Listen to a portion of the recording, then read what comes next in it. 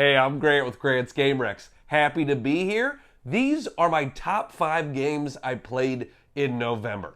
I'm the type of gamer that likes all different types of games. You know, I like serious strategy games, I like party games, I like family games. I like any of the games as long as they're good. You better be good, games. You better bring it.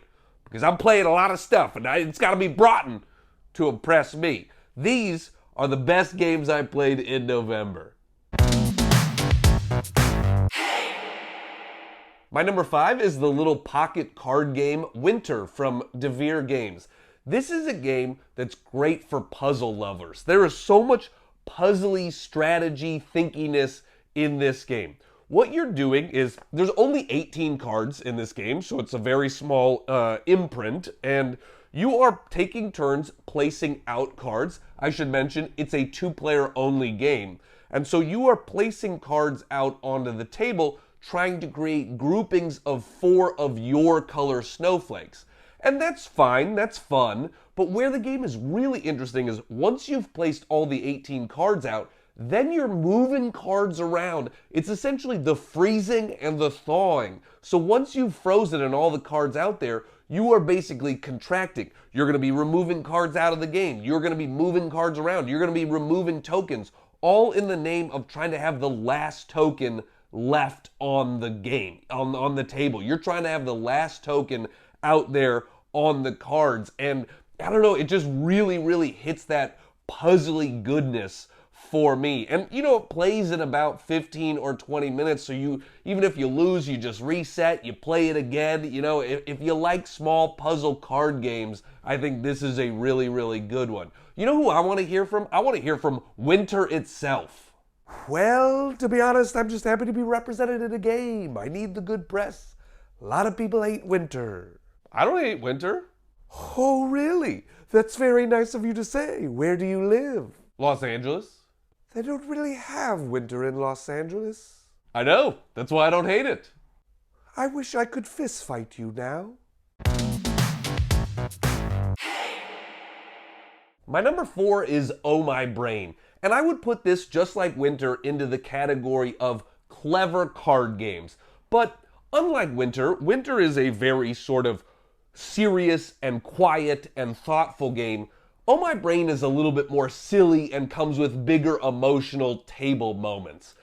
In this game, you are trying to play all of your cards out of your hand first, and you have to do that by playing higher cards than the previous number played. But there's some cards in the game with special abilities, and where it becomes different and clever is you have both cards in your hand and cards on a card stand that represent your cemetery. And so you have to work through the cards in your hand before you can pick up the cards in your cemetery, but you have to get rid of all of them to win the round.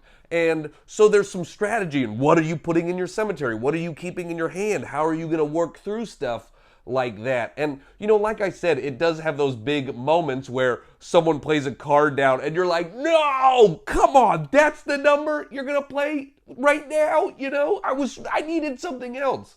And it's silly because the theme is that you are trying to avoid zombies or something like that. I mean, it's not like it really comes through a lot, but it does come through in the artwork. The artwork is very silly and vibrant and fun, and it's all sort of zombies roasting brains over fires and that sort of stuff, but not in like a creepy way, in like a, haha, this is very silly and this is fun and I like this sort of way.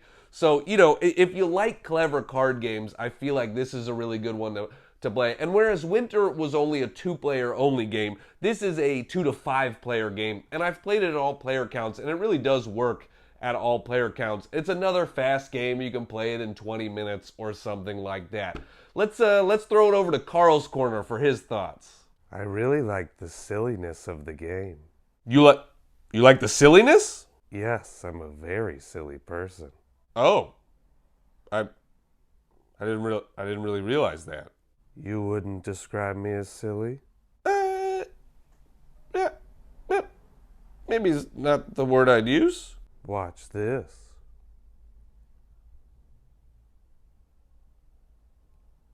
Yeah, that was very silly.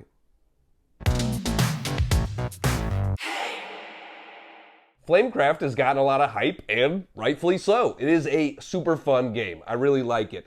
I feel like the art and the theme is where it shines the brightest. In the game, you are playing as shopkeepers, and there are all these adorable little dragons that are helping you out in your shop. You know, the dragons are flame broiling the burgers, and they're helping to bake the bread and things like that. And the art is very fun and adorable, and you know, it feels kind of like How to Train Your Dragon in board game form. You know, these are the little dragons we want to hang out with. We want to be friends with these guys. These guys are cool. They help out, you know? They're cute. We can pet a dragon. You've always wanted to pet it. Don't lie, you've always wanted to pet a dragon. Now, it's a worker placement game at its core. You will be going around to these different shops and collecting resources and then using the resources to fulfill enchantments. And it's actually maybe a bit easier than you might think. Like, there's a lot on the board. To a non-gamer, it could look overwhelming, but it's actually pretty easy to learn. This is a game you could definitely play with non-gamers, and I like that about it, you know, because I feel like this could be an introduction to strategy games for a lot of people because of the theme. I do think if I had one criticism of it, I feel like if it was 20 minutes shorter, it would be a perfect game. You know, it's just like 20 minutes longer than I want it to be for the depth of the game. But that's a quibble. I have fun playing it every time, and so it's definitely worth checking out. You know who I want to hear from is one of the actual shopkeepers from the game. Well, ever since I got a dragon in my shop, business is booming. Congrats. Have you made friends with the dragon? Well, What's that reaction? let's just say he's kind of the Gordon Ramsay of dragons. Last week he told me to get my flabby human flesh away from his bread. My grandfather founded this shop. It's not his bread, it's my bread. He's supposed to be helping me, but it seems like he's kind of taken over. Everybody thinks just because they're adorable doesn't mean they can't be jerks. In any other month, Flamecraft would be the most adorable game of the month, but it's not this month because Boop came out. And if you haven't heard of Boop, you are playing as cats on a bed trying to bounce other cats off of the bed. And it is cuteness overload. I mean, even the little wooden meeples in it of the kittens and cats are wildly adorable. It is a thinkier game than you might appear on first glance. It is a very strategic game, you know, in sort of the same abstract world as like a checkers or a chess or something like that. But the theme really helps push it over the top. And not only the theme, the production value also makes it feel like that too. To set up the board, you flip over the box and you put a quilt on the box. So it's actually like a bed. It feels like you are on a bed. And like I said, it's a two-player only game that has some thinkiness in it because you'll be placing cats down and booping away other cats, including your own. And the idea is to get 3 of your cats in a row to win. But you start with only kittens in your pool. So you're trying to get 3 kittens in a row to then upgrade to 3 cats in your pool and then trying to get those 3 cats in a row. So there is some, you know, real strategy and thinkiness about how you're going to play stuff, how you want to boop things away, how you want to move stuff around on the board. It's a really great 2-player game. It plays in like 20 minutes, so you can, you can just play it multiple times in a row. And if you want to feel adorableness in your life, this is a great way to do it, okay? Let's hear from somebody who has whiskers. I've got whiskers. Can I take something adorable and make it creepy? You better believe it.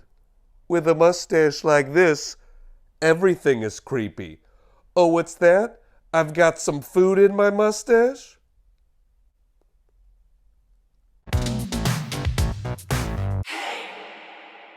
And my favorite game of November was Starship Captains from CGE. This game feels big and epic and open-ended without being too hard to wrap your head around. I should note that I love space games in general. It's one of my favorite themes in a board game, and so that's part of the reason I respond to this, because it feels like space. It feels like Star Trek the game without the IP a little bit. You are flying your spaceship around the galaxy, visiting planets and trying to complete missions at those planets. You can fight space pirates along the way, but one of the coolest aspects of the game is the worker placement aspect. You will have different colored meeples in your ready room, and the different colors allow you to do different things. You know, blue allows you to do tech stuff, yellow allows you to fire on pirates, that sort of thing. And when you use a meeple, it goes from your ready room into the back of a queue. And you have a queue of meeples that will slide into the ready room in future turns. So you have to think about what order you're using your meeples in, because you're like, okay, I really need my red meeples this turn to move, but then if they're in the back of the line, maybe I don't need them next turn, maybe I do need them next turn. You just need to think about the order of your doing stuff, and I really like that about it. The production value, the player boards, you have your own dual layered spaceship that is so cool. It is so fun, and it's so cool to look at and to do stuff with, and just the physical components, the way the meeples slide around, all of it, I love, I love, I love. This game is so fun to me, and you know, it's space. You want a space game, this is a great one in the entry of space games. I feel like we should hear from an actual Star Trek fan. Well, that game is not Star Trek. Yeah, I know not technically, but, you know, it kind of is. No, it has to be Star Trek to be Star Trek. I'm just saying it feels like Star Trek. It's not Star Trek unless it's Star Trek. Agree to disagree. What are you doing? I'm preparing to do a Vulcan mind meld. Somebody's watched too much Star Trek. Those are my top 5 games of November. Thanks so much for having me. I do this video every single month here on Rahdo's channel. I'll run through my top 5 games of the month, so I'll be back in December. Rahdo is great, so why don't you click on one of these links and support him and watch some of his other content. You can also click on some links to check out my channel and support me too. A lot of support going around because we're all great. Hey, let's be friends.